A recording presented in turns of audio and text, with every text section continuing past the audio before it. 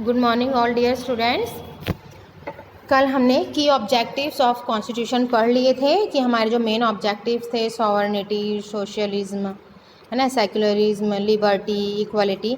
तो आज हम fraternity, dignity, unity and integrity पढ़ेंगे। फ्रेटर्निटी यानी बंधुत्व की जो भावना होती है, भाईचारे की जो भावना होती है। डिग्निटी जो हमारी गरिमा है। यूनिटी यानी एकता, ठीक है। और इंटीग्रिटी मतलब अखंडता। तो ये सारी चीज़ें हमारे कॉन्स्टिट्यूशन में कैसे हैं, इन्हीं को आज हम पढ़ेंगे। देखिए, in the background of India's multilingual, multicultural and multi-religious society, and keeping in view the partition of the country, the framers of the constitution were very much concerned about the unity and integrity of our newly independent country. अब आपको पता ही है कि हमारा जो India का जो background रहा है वो मल्टी लैंग्वेज रहा है, यानी कई भाषाएं बोलने वाले लोग रहते हैं, है ना। मल्टी कल्चरल है, बहुत सबकी अलग अलग संस्कृति है, अब सबके अलग अलग धर्म हैं, यानी बहुत सारे धर्म हैं। रिलीजियस सोसाइटी है ना, मल्टी रिलीजियस सोसाइटी है।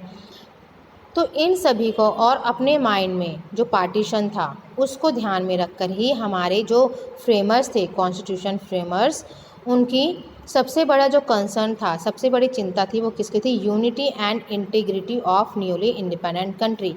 यानी हमारा जो देश आज़ाद होने वाला था, जो हमारा आज़ाद देश है, उसमें इतने सारे धर्मों के लोग रहते हैं, तो उसमें इंटीग्रिटी यानी एकता और अखंडता की भावना कैसे लाई जाए, ये हमारे फ्रेमर्स की सबसे बड़ी चिंता थी। There was a need for harmonious coexistence among various religious, linguistic, cultural and economic groups.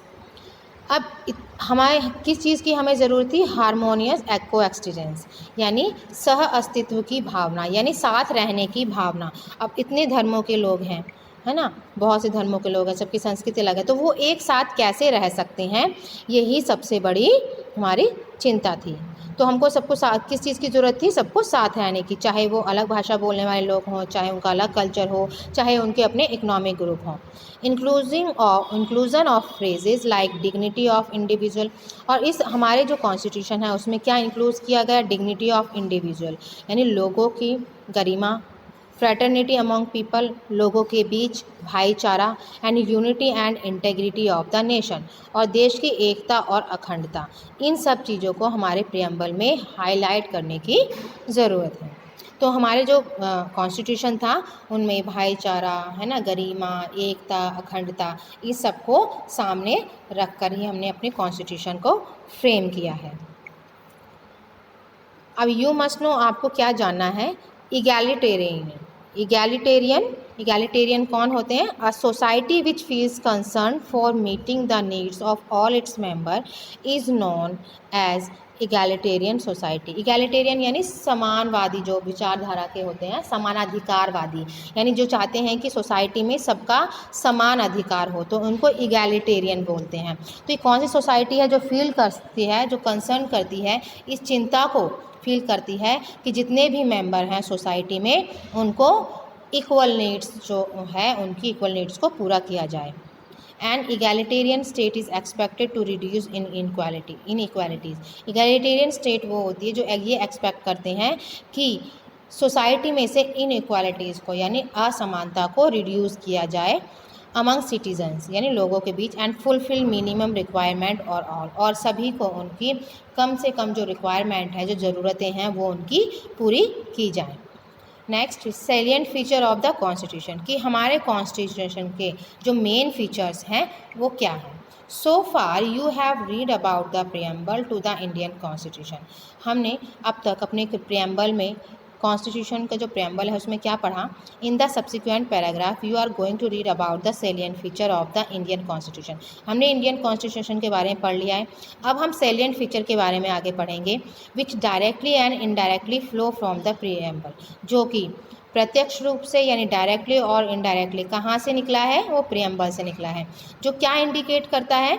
Faith of framers in the ideals, जो हमारे फ्रेमर्स थे, यानी संविधान बनाने वाले थे, उनके आइडियल्स को, उनके आदर्शों को, उनके लक्ष्यों को, ये इस कॉन्स्टिट्यूशन में हमारे मेंशन करते हैं।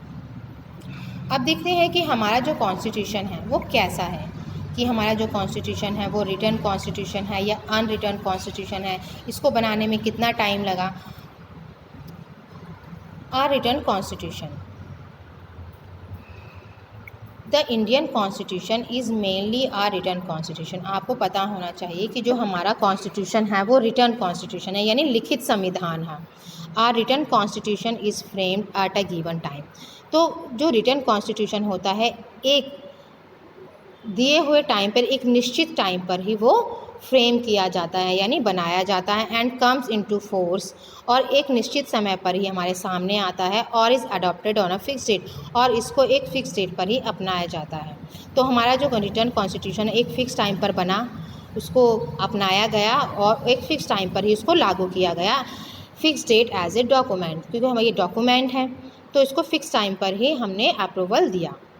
As you have already read that our constitution was framed over a period of 2 years, 11 months and 18 days। हम पहले ही पढ़ चुके हैं कि जो हमारा कॉन्स्टिट्यूशन है वो कितने समय में फ्रेम हुआ, 2 साल 11 महीने और 18 दिन में ये बना।